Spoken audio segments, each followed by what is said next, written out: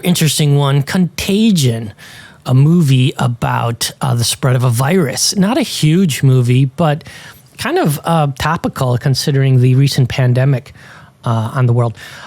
This is a movie about the spread of a virus and the attempts to identify and contain the disease and the loss of social order in the pandemic, and finally the introduction of a vaccine to kind of halt its spread, starring lots of big stars, including Matt Damon, Lawrence Fishburne, Jude Law, who we just saw in the poster of AI, Gwyneth Paltrow, Kate Winslet, all kinds of good actors in there.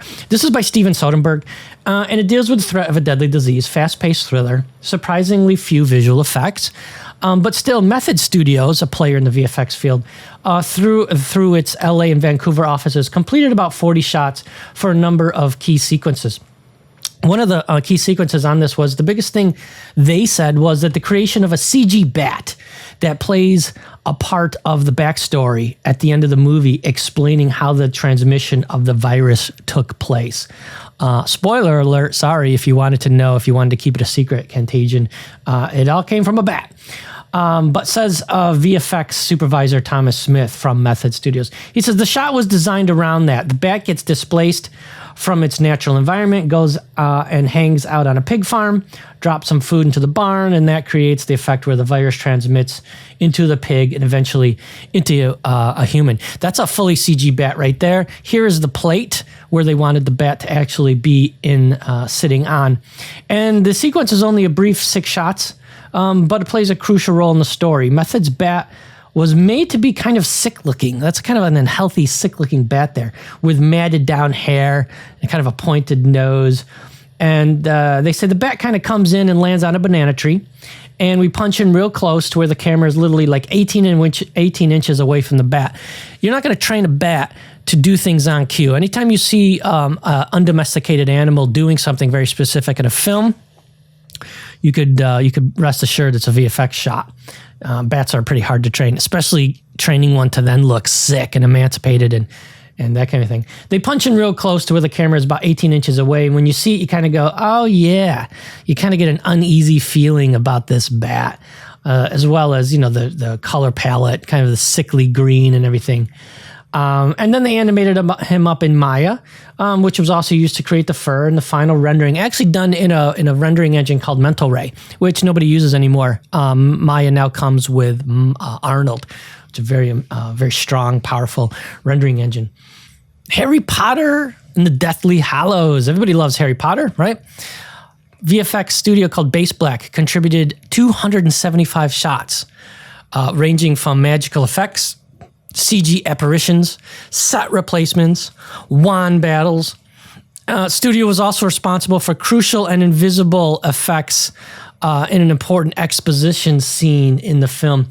And one film in particular that you wouldn't think of as a visual effects film in the movie, it involved Harry, Hermione, and Ron, and they're stepping out of a lake onto a hill as the camera kind of does this 360 pan around them, which we're going to see here in half a second. And all the while, they discuss their next move and they change into dry clothes. And the VFX studio, they explain it was originally just one long shot. But the camera kept going around and around. And then the hook was, well, how did they actually pull that off? Because you don't see the rig, you don't see the camera crew, you don't really see anything. You just see the distant landscape, and there's no camera or camera crew anywhere around. And they're doing 360s around our actors. And you wouldn't really normally think, filmmakers would think, where's the crew? Where's the camera crew? You're not supposed to think any of that because you're invested into the story. And it feels kind of like a very low helicopter shots. Helicopter shots, they don't do anymore really because the rotors of the helicopter just blow everything around and blow all the grass and blow all the actors around and stuff like that. Now you could probably do it with a drone shot, but this was before drones and very small cameras. And obviously they couldn't film it that way with a helicopter because you're just too close to the kids. But that was the feel of it. So, safety first. And another challenge we're going to see was a necessary view of the lake as the camera pans around it, and something that was initially to be solved with CG water. But overall, they said, he mentioned that they had some shots of moving water in that Scottish location, and they weren't sure if the resolution would be good enough because they were looking at something like a 16 to a 24,000 resolution size of the background plates. And they actually had a number of shot plates all stitched together. So what they did is they stitched them all together and came out with basically a 16K moving water plate, which then cut and reprojected onto their flat water geometry. So it's kind of like a tricky set extension in that regard. They said it looked fantastic because it had all the same lighting. It was the same place and all the reflections and shadows matched up to the environment. Good thing to learn as we watch this clip is shoot everything. Digital film, digital storage is pretty cheap nowadays. So just shoot as much as you can. You never know when it'll be used. There's lots of stories where in the edit room they needed footage. They didn't have footage, but luckily somebody shot extra stuff on location and that's what was used. So check out this 360 hidden invisible shot from Harry Potter and the Deathly Hallows.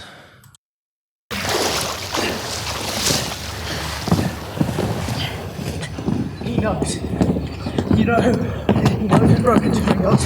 He knows what we took. And he knows we're hunting Horcruxes. How is it you? I saw him.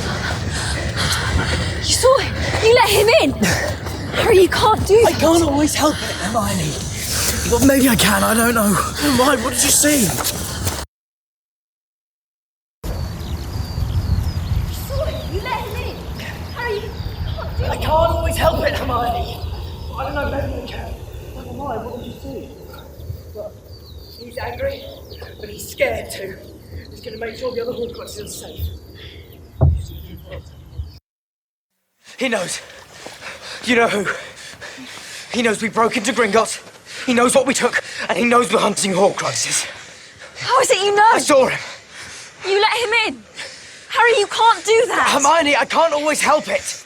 Well, maybe I can, I don't know. Never mind what happened. Well, he's angry and scared too. He knows if we find and destroy all the Horcruxes, we'll be able to kill him. I reckon he'll stop at nothing to make sure we don't find the rest. There's more. One of them's at Hogwarts. What? You saw it? I saw the castle and Rowena Ravenclaw. It must have something to do with her. We have to go there now. What? We can't do that. We've got to plan. We've got to figure it out. Hermione, when have any of our plans ever actually worked? We plan, we get there, all hell breaks loose.